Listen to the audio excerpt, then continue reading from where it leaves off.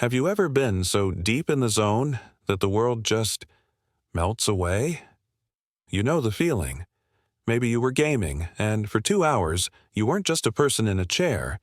You were the Space Marine, the Elven Warrior, landing every shot, nailing every combo. Or maybe you were working on a project, coding, writing, painting, and time just disappeared. That annoying inner critic you have, the one that usually sounds like a disappointed middle school teacher. For once, he was completely silent. You weren't even thinking anymore. You were just doing. And you were doing it brilliantly. And then, poof, it's over. You look up, shocked that 4 hours have passed in what felt like 15 minutes. And you're left with one big question. Who was that? Where did that lightning-in-a-bottle superhuman version of me come from? And how the hell do I get it back on purpose? Well, what if I told you that state of peak performance isn't some random accident? It's a specific, measurable, scientific event happening in your brain. Scientists call it flow state. And today, we're going to draw out exactly what your brain is doing when it finally shuts up and unlocks its full potential.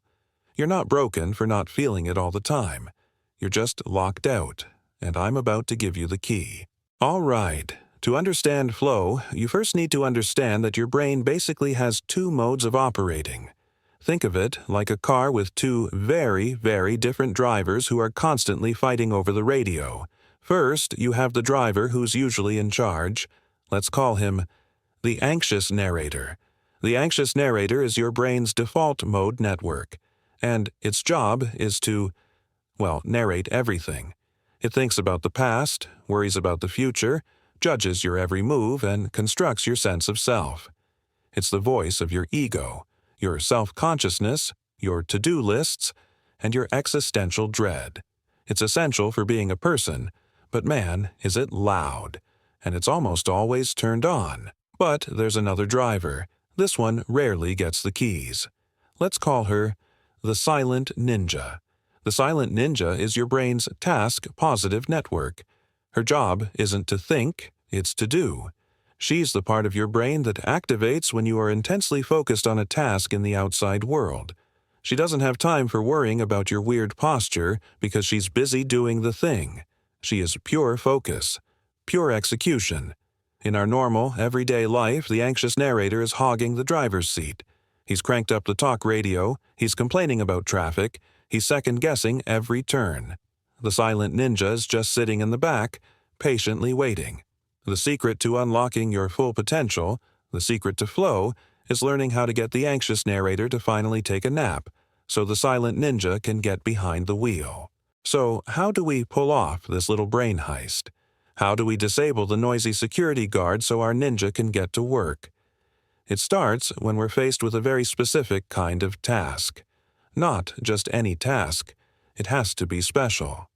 When a task is either too easy or way too hard, the anxious narrator stays in complete control.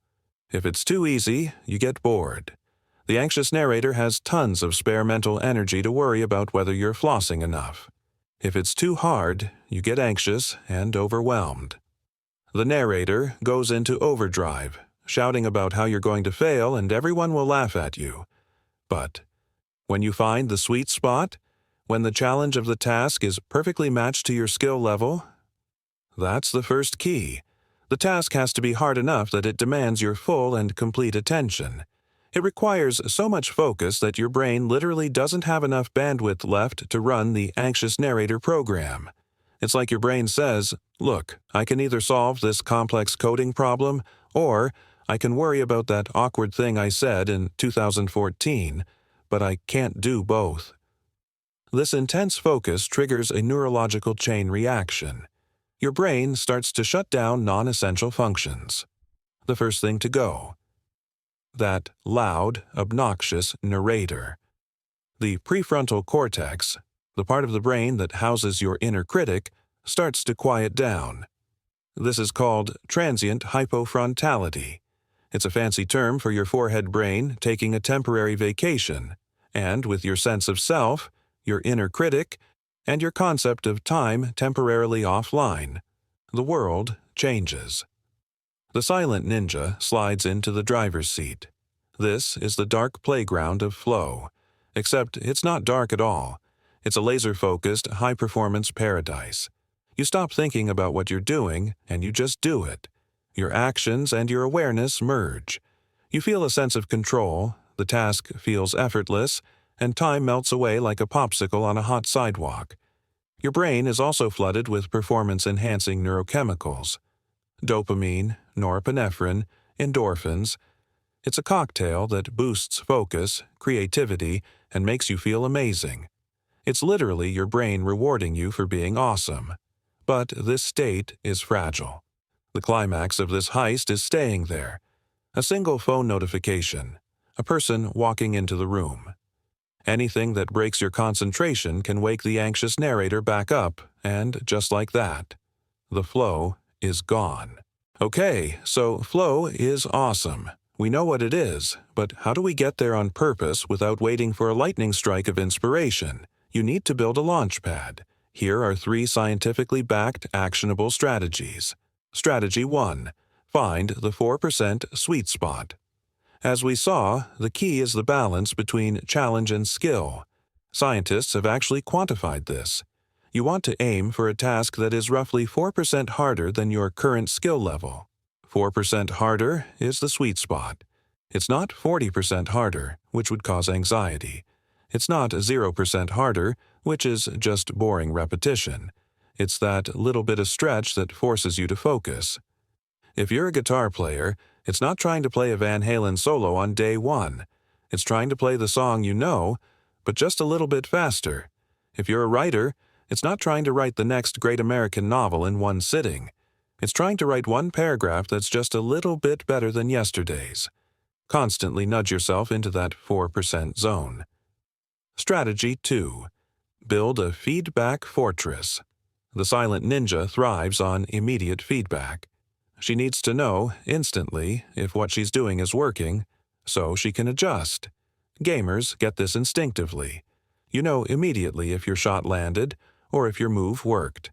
You have to build these feedback loops into your own work. If you're a programmer, write code that you can test immediately. If you're learning a language, use an app that gives you instant corrections. If you're a salesperson, track your calls in real time.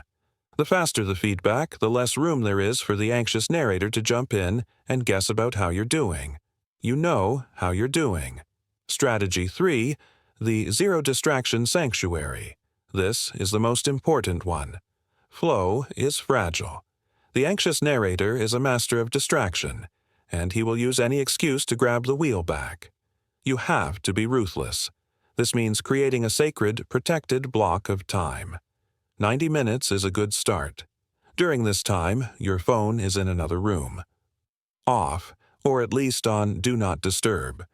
All non-essential tabs on your computer are closed. Email is off. Tell your family, your roommates, your dog that you are not to be disturbed unless the building is physically on fire. You are creating a sensory deprivation tank for your anxious narrator so the silent ninja can finally come out and play. So, at the end of the day, unlocking your full potential isn't about some mystical secret. It's about subtraction. It's about removing the noise. Your brain is not a computer to be optimized. It's a garden, and your job is to pull the weeds, the distractions, the anxiety, the self-doubt, so that the good stuff has room to grow. Flow state is what happens when you finally cleared the garden. And that brings me to my question for you. We all have different triggers that get us into that magical state. So I want to know, what is the one activity that, for you, almost guarantees you will lose track of time and enter a state of flow? Is it playing a specific video game? A sport? A musical instrument? Cooking? Let us all know in the comments below. Let's build a giant idea board of flow triggers. And if you want to understand the opposite of flow, check out our video on why we procrastinate. You know the drill. Hit that subscribe button if you want to keep making your brain make sense. Stay curious.